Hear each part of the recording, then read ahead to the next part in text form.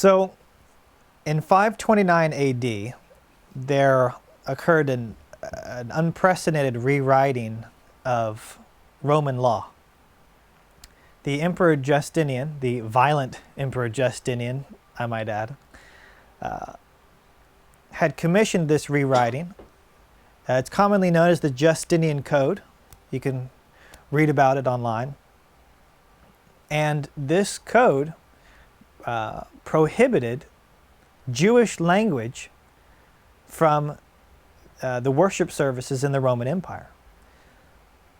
Now, this is after the Trinitarian formula of the Cappadocian Fathers in the late 4th century had taken very firm root in Christendom. If we remember, Theodosius I had ordered at the point of the sword that everyone must adhere to the Cappadocian formula. So by 529 AD, the Roman Empire had been thoroughly inundated with the doctrine of the Trinity. It was still, of course, going through the ironing out of the particulars, but the Jewish language was evidently seen to contravene with that opinion. By Jewish language, we mean in particular what is known as the Shema, or the quintessential creed and central prayer of Judaism, which is, of course, Deuteronomy 6:4. Hear, O Israel, Yahweh is our God, Yahweh is one.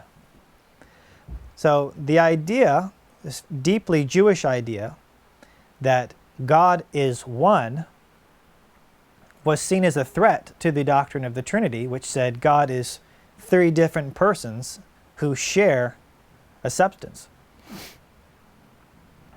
So the language was seen to challenge the Christians, and that could not be had in the Roman Empire. So we have records that guards were even sent into the synagogues to prohibit their speaking of this prayer because it challenged the church and therefore the state on the fundamental nature of God. To even implicitly challenge any Orthodox decree, much less the official portrait of God, would be absolutely intolerable. And the status of the Jews, as Freeman notes, became that of dogs. For the first time in the Roman Empire, we find that adherence to certain religious statements became a necessary part of participation in the full benefits of Roman society. It's very tragic what happened. So the most tragic result of all of this is that what the Christian world effectively did was ban Jesus himself from church. We cannot separate a man from his words. A man is his word. And what did Jesus say was the greatest or foremost of all commandments? The Shema in Mark 12, 29, 28 through following.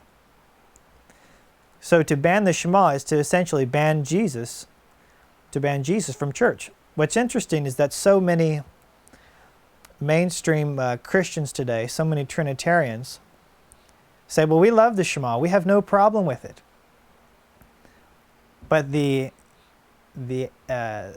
ancient Trinitarians evidently felt otherwise and felt it was such a threat to develop Christianity that it must be silenced at all costs.